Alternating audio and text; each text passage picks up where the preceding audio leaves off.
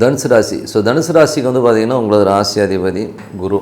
குரு வந்து பார்த்திங்கன்னா உங்களுக்கு வந்து இப்போ 7 இருக்கார். அதுவும் வக்கரம் வரும். கணவன் மனைவிக்கு நல்ல ஒரு பிடிவாதங்கள், வக்கரம்னாலே ஒரு பிடிவாதங்களையும் கொஞ்சம் நான் தான் அப்படிங்கிற மாதிரி 2 பேருக்குமே ஏற்படுத்தும். அதனால் கொஞ்சம் கவனமாக இருந்துக்குங்க.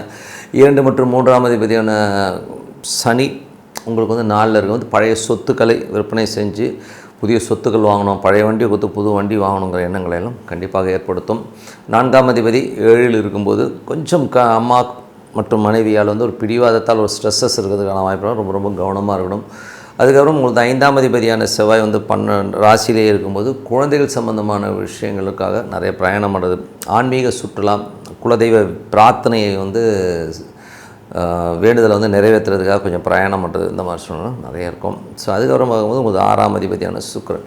6ஆம் அதிபதி சுக்கிரன் வந்து பார்த்திங்கன்னா உங்களுக்கு வந்து 12ல் இருக்காருங்க. அதில் வந்து வேலை விஷயமாக நிறைய பிரயாணம் பண்ணுற மாதிரி சூழ்நிலை கண்டிப்பாக ஏற்படுத்தும். அதுவும் வந்து சுக்கிரன் வந்து பார்த்திங்கன்னா உங்களுக்கு இப்போ வந்து அவர் புதனுடைய சாத்தில் இருக்கும்போது நிறைய பிரயாணங்கள், அது மட்டும் இல்லாமல் தொழில் ரீதியான விஷயங்களை சில பேர் லோன் வாங்கிக்கிறதுக்காக கொஞ்சம் பிரயத்தனப்படுவீங்க. எல்லாமே ரொம்ப சிறப்பாக இருக்கும்.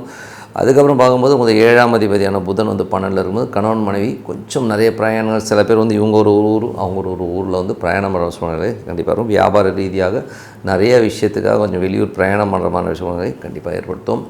8ஆம் அதிபதியான சந்திரன் வந்து வாரத்தின் 32 நாட்கள் திங்கள் செவ்வாய் வந்து நல்ல அற்புதமான பலன்கள், நிறைய லாபங்கள் கொடுக்கறதுக்கான ரொம்ப அற்புதமாக திடீர் அதிர்ஷ்டங்கள் வர்றதுக்கான பலன்கள். அதுக்கப்புறம் கொஞ்சம் எக்ஸ்பென்சஸ் வரும், கொஞ்சம் கேர்ஃபுல்லாக நடந்துக்கணும்.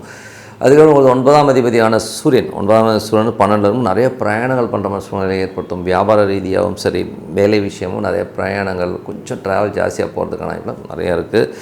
அதுக்கப்புறம் பார்க்கும்போது ஒரு 10ஆம் அதிபதியான புதன்.